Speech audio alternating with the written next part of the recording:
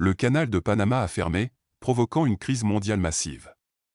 Les navires sont bloqués et le commerce s'arrête brutalement. Même Elon Musk est visiblement secoué par l'impact, sa réaction émotionnelle soulignant à quel point cette situation est dévastatrice. Qu'est-ce qui a conduit à cette fermeture soudaine? Les conséquences sont graves, affectant les entreprises, les chaînes d'approvisionnement et les économies du monde entier de manière inattendue. Du Pacifique à l'Atlantique, le canal de Panama est l'une des constructions les plus impressionnantes jamais réalisées. Imaginez un immense toboggan aquatique permettant aux navires de traverser d'un océan à l'autre sans contourner l'Amérique du Sud, un rêve devenu réalité en 1914. Cette infrastructure a révolutionné le commerce mondial en réduisant considérablement le temps et le coût des trajets maritimes. Chaque année, des milliers de navires, transportant des marchandises essentielles comme la nourriture, les appareils électroniques, les voitures et le pétrole, empruntent cette voie vitale. Mais que se passe-t-il si le canal cesse soudainement de fonctionner? C'est exactement ce qui s'est produit ces derniers mois, une panne totale du système. Environ 6% du commerce mondial transite par ce passage, ce qui signifie qu'un produit sur 20 que nous consommons y est probablement passé. L'arrêt du canal affecte tout, des vêtements que nous portons aux voitures que nous conduisons. Chaque jour, un flux constant de cargos gigantesques traverse cette voie navigable, transportant les biens qui alimentent l'économie mondiale. Mais aujourd'hui, ce réseau essentiel est paralysé, entraînant un ralentissement généralisé. La construction du canal n'a jamais été une tâche facile, il a fallu des décennies de travail acharné et de prouesses d'ingénierie pour surmonter de nombreux défis. Bien que modernisé, ce passage centenaire n'était pas conçu pour les énormes navires d'aujourd'hui et a dû s'adapter en permanence. Mais au fil des ans, tempêtes, inondations et tremblements de terre ont mis cette infrastructure à rude épreuve. Malgré tout, le canal a toujours réussi à fonctionner, maintenant l'économie mondiale en mouvement grâce à son ingénieux système d'écluses.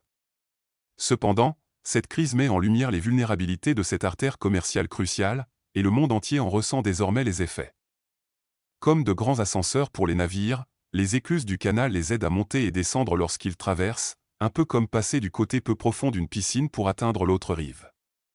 De cette manière, elles permettent aux navires de franchir les montagnes et d'accéder à une nouvelle étendue d'eau.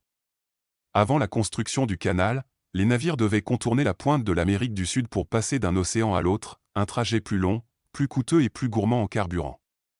Le canal de Panama a changé la donne en traversant une étroite bande de terre, facilitant ainsi le transport de marchandises à travers le monde, rendant l'économie mondiale plus fluide et rapide.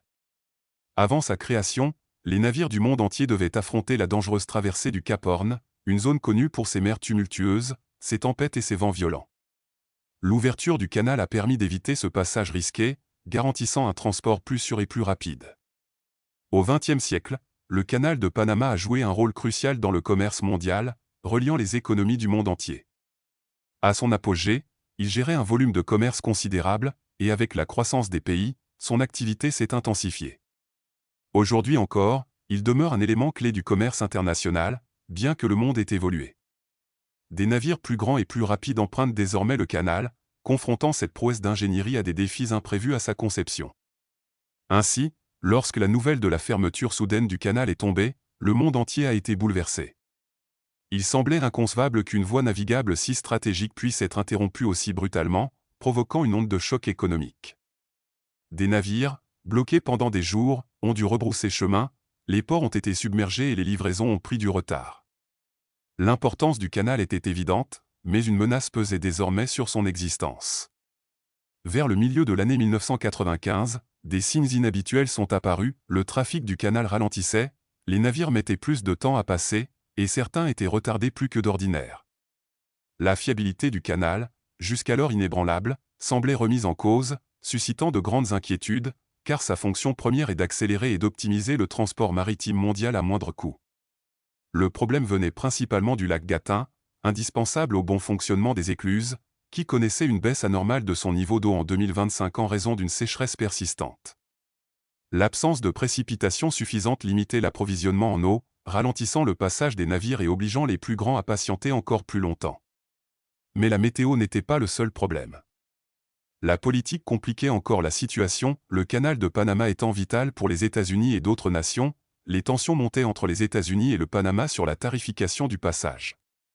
De plus, l'investissement massif de la Chine dans la région inquiétait Washington, alimentant des tensions géopolitiques. L'incapacité des deux grandes puissances à trouver un compromis n'a fait qu'aggraver la crise, mettant en péril l'avenir du canal. Le maintien du canal en fonctionnement était difficile en raison du manque d'eau et des désaccords entre les différents pays. Le canal de Panama a toujours été crucial, mais il semblait menacé, suscitant l'inquiétude des acteurs du commerce mondial lorsque les navires rencontraient des difficultés à le traverser. Sa fermeture a provoqué un choc économique global, obligeant les entreprises à s'adapter, car ce passage essentiel influence fortement le transport des marchandises. Avec sa fermeture, les routes maritimes se rallongent, entraînant des retards et des coûts accrus pour les entreprises et les consommateurs. Par exemple, les produits électroniques, la nourriture et le pétrole, habituellement acheminés rapidement, doivent désormais contourner l'Amérique du Sud, ce qui complique l'approvisionnement et fait grimper les prix. Imaginez attendre un téléphone ou un jouet longtemps retardé, les magasins peuvent manquer de stock, et les prix augmentent à cause de la rareté. L'impact est similaire à celui d'un camion de glace en retard lors d'une journée de canicule, la demande explose et les prix s'envolent. Concernant le pétrole, sa rareté due à la fermeture du canal entraîne une hausse des prix du carburant et du transport, contribuant à l'inflation.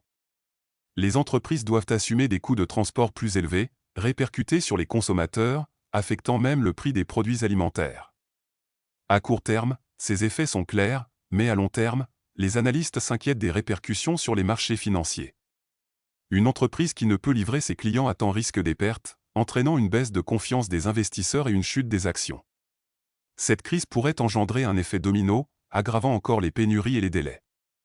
La situation est d'autant plus préoccupante que les compagnies maritimes, forcées de modifier leurs itinéraires, augmentent leurs coûts opérationnels, impactant directement les consommateurs. L'incertitude demeure quant à la durée de cette crise, et certains craignent qu'elle ne s'étende sur plusieurs mois. Les marchés financiers réagissent déjà, certaines actions chutant tandis que d'autres, comme celles des compagnies pétrolières, profitent de la hausse des prix du pétrole.